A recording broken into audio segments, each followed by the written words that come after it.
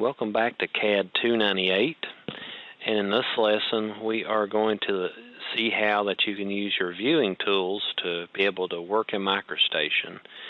And we're going to be in Chapter 3. We're going to be working in exercises 1 and 2. I'm going to show you a few things about it. This is what we do. Let's go into MicroStation. And right here, and you'll notice it looks a little bit different if you've used it in the past, MicroStation, but we're going to open up this project signing detail.dgn, and I'm just going to browse my folders and see if I can find one.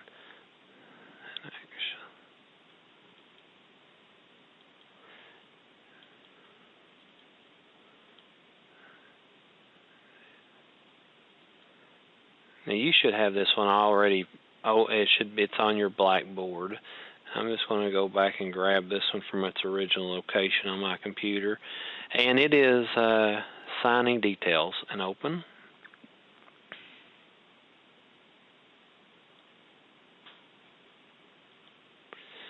So I just OK that. And we come in here, and this is the drawing. It looks like a road.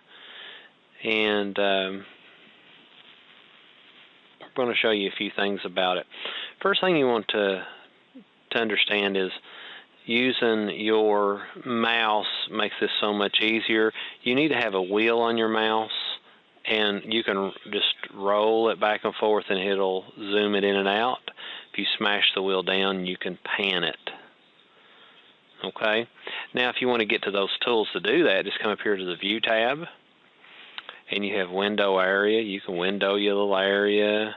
You can zoom out. You can fit the window. This is like zoom extent in AutoCAD. You've got Update View, which is Regen in CAD. And then you got the zoom in there, and you can use like this little window, the ratio you want to do it with. And of course, here's the pan tool if you don't have a wheel on your mouse. So those are some basic little tools to be able to work with, but there's some extra features in here. It's like doing the tile windows. If you want to put several windows on here, you can. And they're right up here, 2, 3, 4, 5, 6, 7. You can put as many as you want, and you just click them back on there to turn them off. They're also down here in your status bar. You can do the same thing. And let's say for this one, there's a lot going on. And we are going to work on a few things. In your book, it's going to have a few things different. But let's go in here, and I want to show you just some examples. Let's say, for instance, I wanted to work on this one way here. This area, or not that one. Let's do one right here. Let's say this one way here, 168. Okay, this one way. And I want this whole drawing up when I'm working, let's say, and I want to have this one way figured out. So let me put another window up here. And what I want to do is I'll put this other window up here, and I'll zoom into it. And there's that one way, 168. So I can pull that in real close and easy to work with if I want to jump back and forth. All I have to do is save this as what's called a name view. And let's do that real quick. Come up here to Home and slide over to this little box right here and drop down on it, and there's saved views.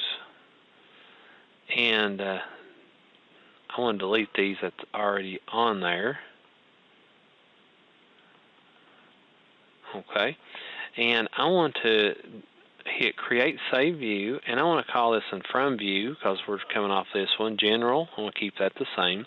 And the name of this one is going to be 168 one way. Sign 168. And I could also down here in the description do one way. One way. And then we could put these numbers down here too. R6-2L3. 3. And then all I have to do is just come down here and click on it. And see how it's saved? So now I've got this one set, and I don't have to have this second window open to do this. I can close this out, and I can be in my original view here, and I can come in here and open that up. Save views, it brings that up, and double click it. And I'm just going to close that out, and then all I have to do is just click on that drawing, and it brings that view up where I'm working at. And that's what I'm saying. You might have a huge drawing that you're working on.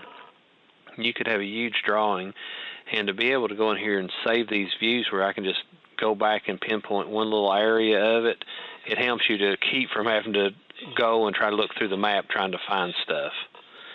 Let's do another one. So maybe you got that one. Now we've got this other one here, do not enter. I want this do not enter here. Now let's go ahead and get that. So all I got to do is I can zoom in on that do not enter. I'll back it up to where I can see it good enough. And I hit create, save view, and I can do name. This is going to be 161, and down here is do not enter R5-1 4. And I just click on it, and it's got me another save view. So all I have to do is double click it, click right there, and I'm already there. If I back this up, double click it, click on it, it brings me right to it. Double click 168, click it, it brings me right to 168. Now, you might want to open up several, you know, I can open up these two by themselves, and I can actually bring that one up here somewhere, and I'll bring these other two in. And I could maybe put this one here, put this one down here, and you can resize them just by grabbing the sides of them and just kind of fitting them in. Now I can blow this one up a little bit and be able to work on it. And these over here, I can make this one I make this one the 168, and this one the do not enter, which is 161. And if I don't know where they're at, all I have to do is come over here, hit your save views, double click 168, click this one. There's 168. Double click 161, click this one. And there you're right at it. So you got the whole thing over here, and over here you got those little individual little pieces you can work on. And you'll notice inside each one of these windows you've got the same viewing tools that you do up here on the main one. And that way you can work inside of those. Like this one, I'd click, and now I'm on the 161 default. Do you see that? So I want to go back to that 168. Click on it, and now you can go in here and right click to get out of the command, and then I can go in here and I can do different things. I can pan, you know, you can do whatever you want to do in here, but you can always go back to that view, the original view, by going to save views and click. So it's a really handy tool, and that's what you're going to be doing in this first exercise. So go through there and do that exercise and get that turned in. If you need any help on it, just let me know.